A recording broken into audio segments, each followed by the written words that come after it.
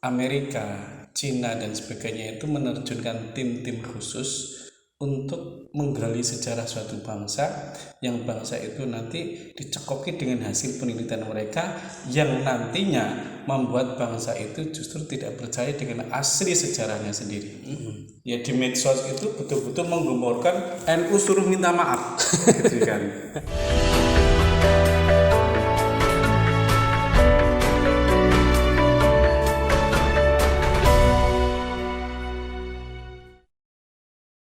Assalamualaikum warahmatullahi wabarakatuh.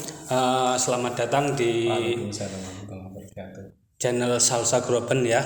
Kali ini kita kembali di segmen Sinau ya, terus belajar tanpa ragu. Nah, oke, kalau ini bulan Agustus ya, tentunya kita semua sudah tahu ini adalah momen yang bagus atau momen yang tepat untuk kita merefleksikan tentang arti kemerdekaan kita. Nah, mumpung ini menjelang Agustus 17 Agustus besok menjadi sebuah momentum ulang tahun ke-76 ya.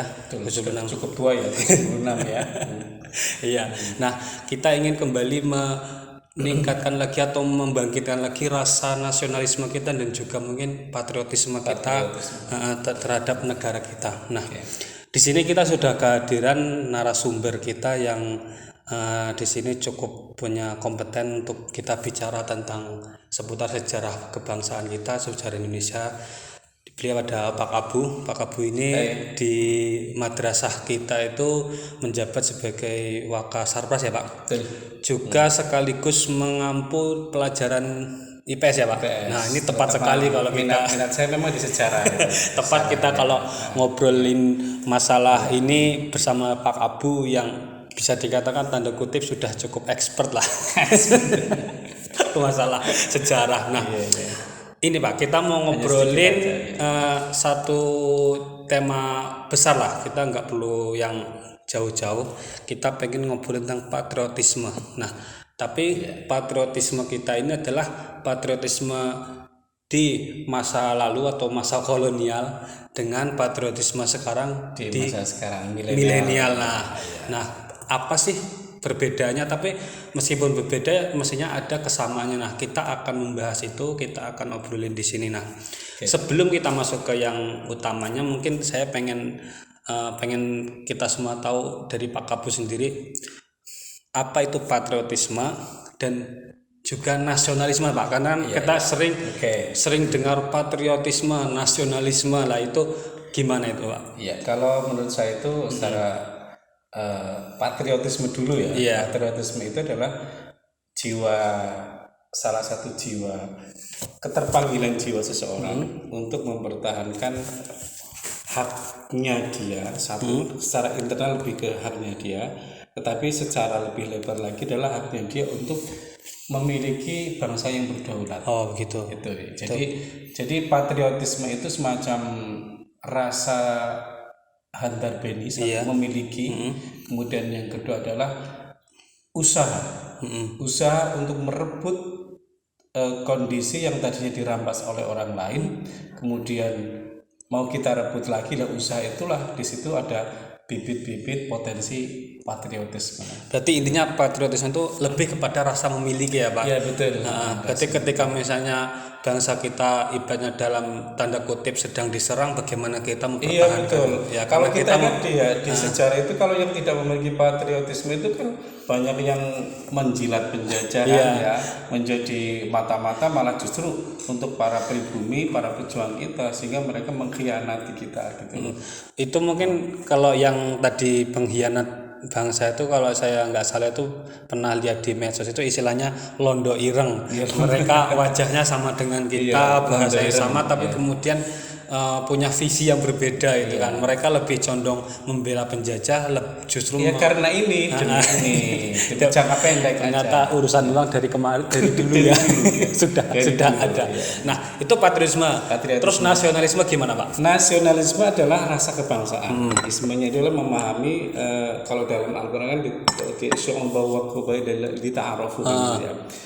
Ketika oleh Allah itu kita dijadikan berbangsa-bangsa lah. Ketika berbangsa-bangsa inilah kita memiliki saya tuh wong Jawa gitu. Oh iya. Saya orang Indonesia gitu loh. Nah, rasa memiliki seperti itulah yang disebut dengan nasionalisme, yang ketika sudah memiliki itu dia bangga.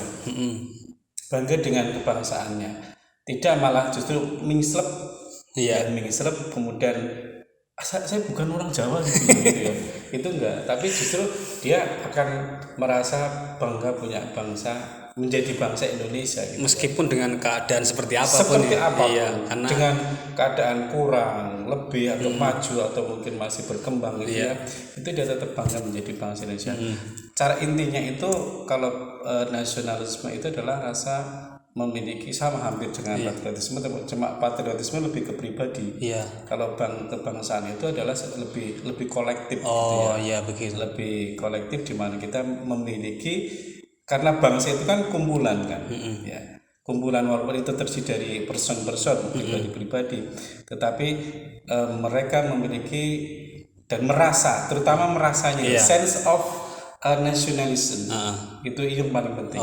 Jadi rasa memiliki aku orang Indonesia gitu. Jadi meskipun antara patriotisme dan nasionalisme itu ada tanda kutip perbedaan, tapi sebenarnya dua hal ini harus ada benang merah yang sama. Harus dimiliki oleh satu anak bangsa ya, untuk mempertahankan kecintaannya pada negara sendiri. Iya, contoh kecil ini Mas.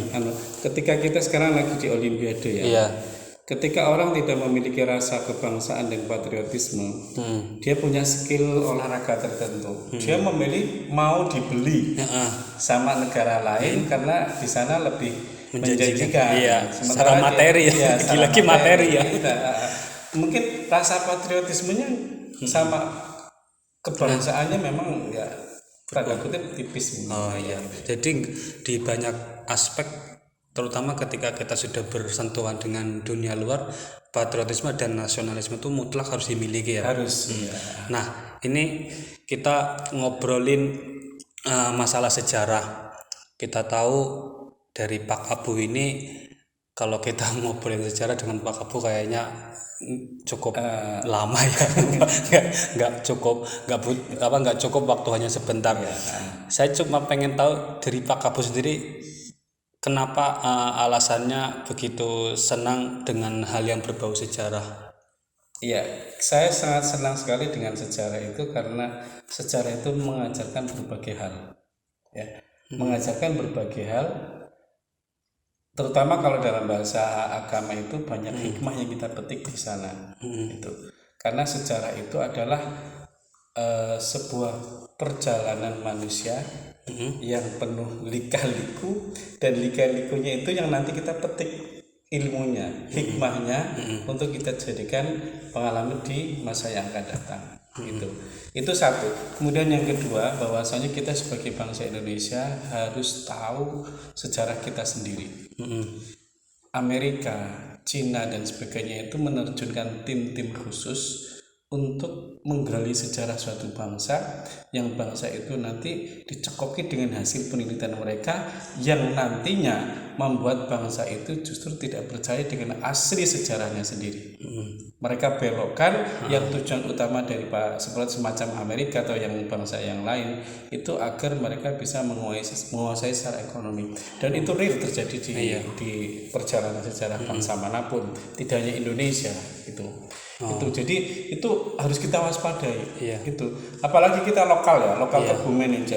Saya harus tahu sejarah Kebumen mulai dari yang mungkin legendanya.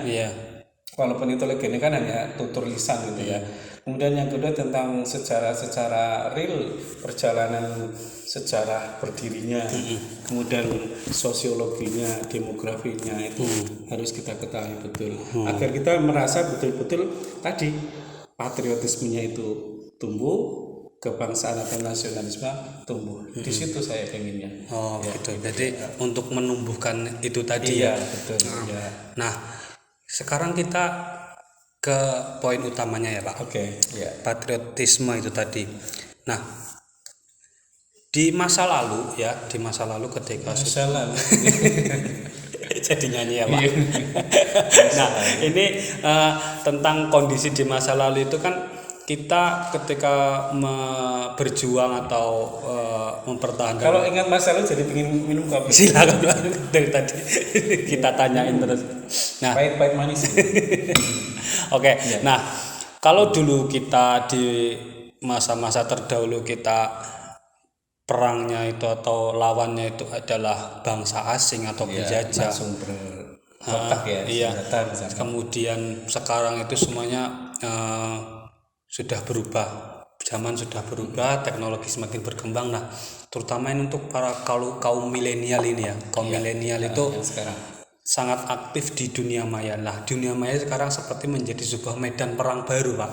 betul. Nah, itu ada hoax, ada ujaran kebencian dan lain sebagainya. Nah, kalau dulu kita harus angkat senjata, bawa bambu runcing, apa iya sekarang di medsos juga begitu, Pak.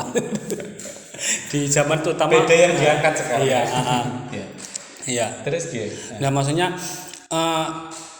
hal yang perlu dimiliki oleh perlu dimiliki atau perlu disiapkan untuk para generasi milenial sekarang ketika menghadapi serangan, terutama ibaratnya pertarungan di dunia maya itu apa Pak, selain hanya skill menggunakan teknologi saja? Iya. Yang jelas yang paling dasar ya, paling basic itu adalah man aradatunya fa'alaihi bil ilmi. Ketika orang menghendaki sukses tentang dunianya, maka dia harus memiliki dasar ilmunya. Ilmu itu tidak hanya ilmu teknologinya saja. Kita senjatanya kan ini kan ya. Iya. Tetapi itu tidak cukup. Yang kita perlukan adalah bahwasanya kita harus memiliki ilmu yang menjadi dasar dari semuanya. Pertama karakter pribadi, ya, atau attitude, ya. Kemudian yang kedua agama. Kemudian yang ketiga adalah ilmu yang berkaitan dengan dunia maya ini, semacam kayak skill-skill tadi. Kemudian untuk yang melengkapi itu juga harus dikuasai. Ini yang sangat sulit. Tidak semua orang bisa itu. Itu kan. Jadi agak sedikit berat. Makanya kalau kita lihat efek negatif dari dunia maya ini ya banyak sih. Terutama bagi orang-orang yang memang tidak siap secara keilmuan untuk menghadapinya. Sehingga mereka ya ngalir aja, tapi mengalirnya bukan dalam tanda positif. Cenderung ke bawah. Cenderung kurang produktif, kurang positif, kurang pokoknya potensi-potensi yang ada di sini tidak termanfaatkan dengan baik. Gitu. Berarti kita nggak cuma cukup sekedar bisa mengoperasikan gadget atau teknologi, tapi ibaratnya dari kitanya sendiri harus punya dasar yang kuat ya. Karena kan untuk menghasilkan sebuah konten itu kan tidak cukup hanya menguasai skill ini kan. Skill di HP atau teknologi, tetapi yang paling penting adalah kontennya ini loh.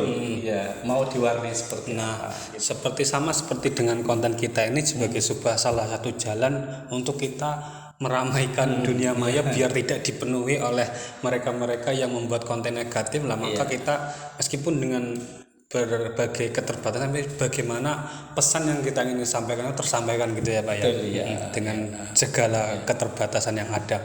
Nah, yang kemudian menurut jenengan ini yang jenengan tahu melihat fenomena yang ada saat ini, kenapa kok anak-anak milenial itu loh kok gampang sekali kemudian ketika di dunia maya itu ada sebuah hasutan atau kemudian percaya, gampang banget percaya itu sejauh yang jenengan yang saya tahu itu memangnya karena tadi keilmuan tadi. Mas, artinya mereka ketika pegang HP, kemudian pegang gadget, kemudian masuk ke dunia medsos, mereka itu tidak memiliki basic dasar keilmuan yang cukup ya untuk memfilter yang masuk ke dia, kemudian untuk mengcounter balik kata-katanya pun seringkali kita dengar ketika ada ungkapan kan netizen yang maha kuasa gitu kan gitu ya. Gitu kan? Bahkan dengan kekuatan netizen aja itu saya masih ingat tuh fenomenanya yang ketika salah satu pemain bulu tangkis kita mendapat seperlakuan yang kurang baik di luar, akhirnya karena serangan netizen kita,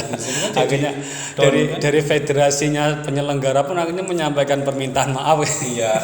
Itu salah satu bukti betapa hebatnya netizen kita lah. Sebenarnya kalau kekuatan semacam ini kemudian diarahkan atau ditata, diakomodasi untuk ke arah yang lebih baik Positif. itu menjadi suatu hal yang baik ya Pak ya. Iya betul sekali. Salah satu contoh lagi kemarin yang kalau di netizen itu ya, ketika NU dengan PKI dulu pernah berseteru di tahun 65 sedang ke sana tahun 26 juga pernah. Yang banyak menjadi korban kan para kiai, Iya. para santri dan para ulama bahkan kiai-kiai kampung yang tidak bersalah lah gitu ya. Itu banyak yang menjadi korban. Kemudian PKI setelah kalah secara politik maupun yang lain kan mereka kemudian juga ada yang dibunuh kan, diadili lah gitu Iya. ya. Dan konon mereka mengklaim yang meninggal dunia kan banyak sekali. Dan karena yang banyak sekali itu ada yang mencatat beberapa ahli asing Indonesianis itu Iya. ada yang 1 juta, ada yang 500.000 ya. Padahal dari Indonesia sendiri kalau diperkirakan hanya sekitar atas 150 sampai 300.000. Dan itu dari pihak orang-orang yang membela komunis itu ya di medsos itu betul-betul menggemborkan NU suruh minta maaf gitu kan. Itu tapi kemudian karena NU punya dasar apapun yang dibutuhkan ya, NU tetap bersikukuh.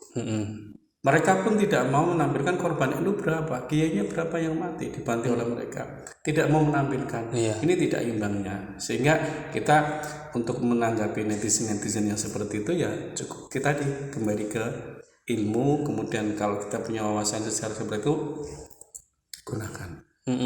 Jadi sekarang kan permasalahannya kita sering lihat itu di medsos itu, di dunia maya itu justru mereka yang tanda kutip minim pengetahuan itu sudah berani bicara lantang, sementara kelemahannya lagi ya kita nggak mengatakan kelemahan, mereka yang justru punya ilmu ibaratnya kurang begitu berbicara. Akhirnya mungkin mereka sing istilahnya itu orang-orang awam di dunia maya pun akhirnya terpengaruh dengan tadi yang berani bicara itulah yang kemudian saya sendiri tuh kok miris melihat di dunia maya baik itu di YouTube maupun di sosmed yang lain kok ini bahkan kadang cenderung ke arah bicara masalah agama pun mereka yang tidak punya istilahnya isi gitu berani sudah bicara yang sangat memberikan respon yang sedemikian tajam seringkali. Nah kalau kemudian kita melihat pertarungan di dunia maya ya, karena kenapa saya sekarang condong bicara ke dunia maya, karena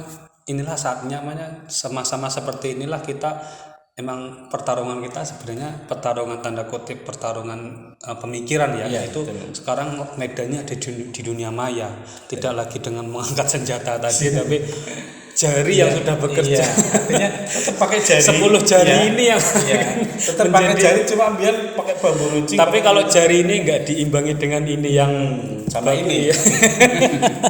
Nah itu kan kemudian juga sangat sengit, bahkan kemudian kayak tanda kutip tadi seperti kayak NU saja pun mungkin bisa terpojok lah ya.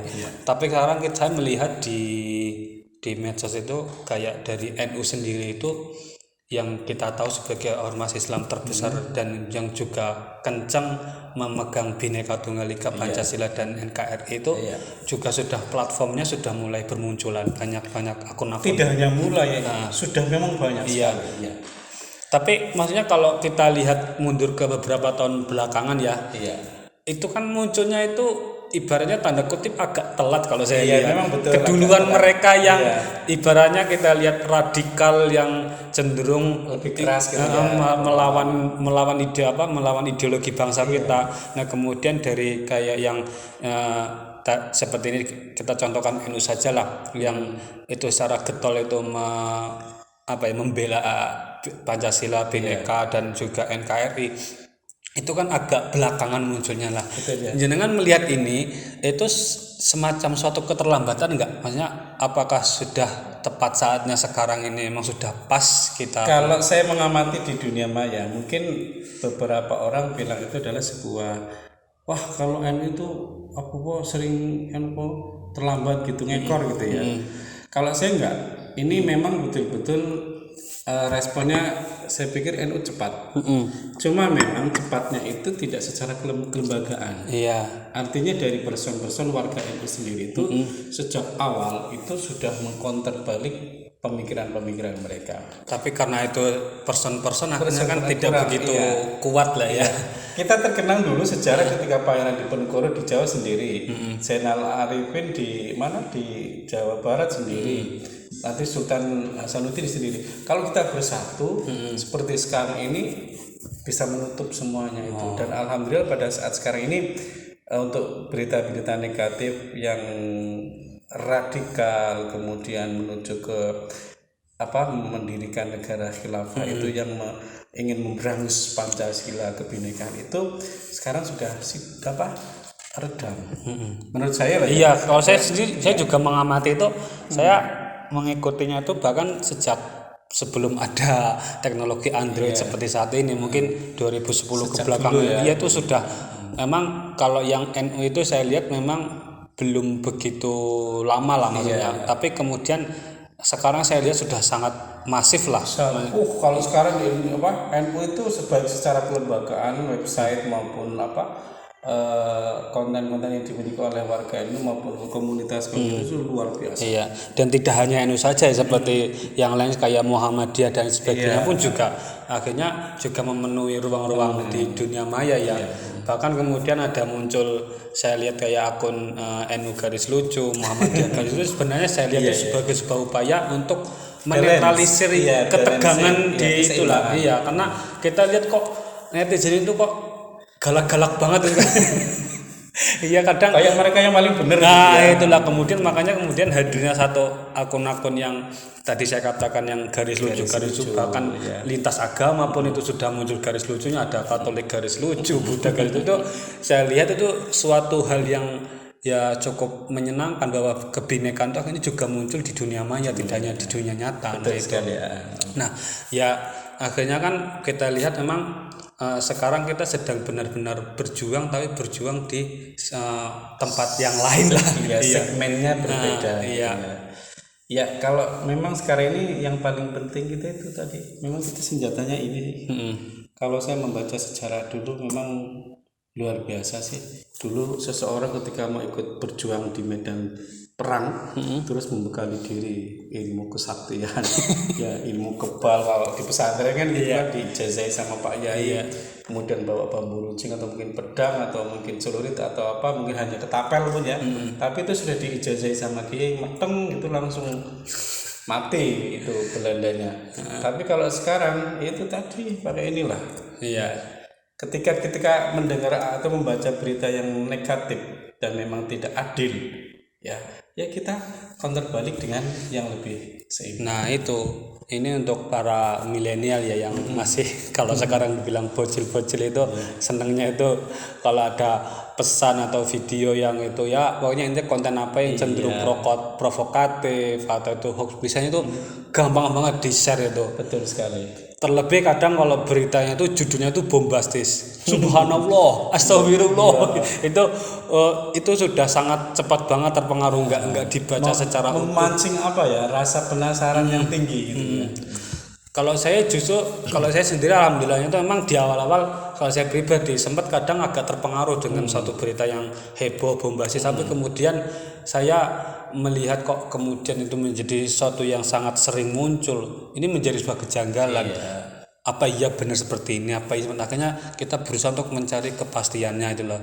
Nah makanya kemudian ini untuk para milenial ya yang masih para siswa terutama di MTS kita ini, apapun itu berita ataupun konten apapun, video gambar kok kemudian kok kelihatannya itu heboh banget, jangan buru-buru kemudian kita share. Klarifikasi dulu, dicek kebenarannya, bener nggak sih seperti ini. Kayak misalnya sekarang masa COVID ini, yang paling saya lihat sering itu muncul ketika sekarang ini vaksin, ada yang dibilang vaksin ada chipnya, ada apa itu kan. Nah itu kan sesuatu yang perlu dicek lagi kebenarannya itu lemahnya kan. Ada yang bilang vaksin ini haram Iya, kemarin malah ada beberapa desa itu saya dengar, jadi orang nggak mau berangkat vaksin karena katanya kalau divaksin jadi mati. Itu kan udah hoax banget kan. Itu kalau orang tua mungkin masih wajar Pak, karena mereka nggak begitu memahami tentang kesehatan ya. Iya, kesehatan juga belum bisa menggunakan gadget secara maksimal. Ini yang anak muda loh Pak, yang ibaratnya dari bangun tidur kemudian langsung tekeli nih ya gitu. Saya aja kata bangun itu langsung lihat apa, ada berita apa, tapi kan kembali lagi filternya ada di kita ya Pak ya. Kita yang mengendalikan itunya.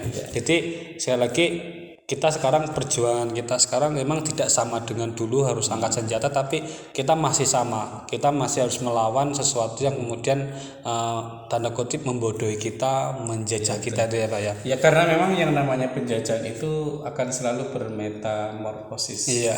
Kayak kepompong ya Pak. Iya, kayak kepompong. Dulu bentuknya seperti itu dengan kekerasan dengan jalan senjata, tapi sekarang penjajahan ekonomi, penjajahan moral, kemudian ada penjajahan pendidikan, sistem pendidikan ya. Tanpa terasa kita kan sudah banyak penjajahan di bidang pendidikan. Kalau di pesantren udah mandiri dari dulu enak gitu ya. Iya. Ada kebebasan yang terus kita jaga dan hasilnya pun kita lihat yang namanya hasil pesantren itu luar biasa gitu loh. Itu yang harus kita jaga gitu. Oh iya, oke. Intinya kita sudah bisa mengambil garis besarnya. Intinya perjuangan kita tetap masih sama, kita masih harus melawan penjajah, tapi sekarang medan kita berbeda ya. Bekal kita harus dengan bekal keilmuan itu ya Pak ya. Dan yang paling penting tadi patriotisme dan nasionalisme jangan sampai luntur. Walaupun kita sudah melintas batas negara lain sedemikian jauh, itu jangan sampai dua hal tadi, patriotisme dan nasionalisme itu sampai patah atau mungkin hilang dari kita. Gitu ya. Oke.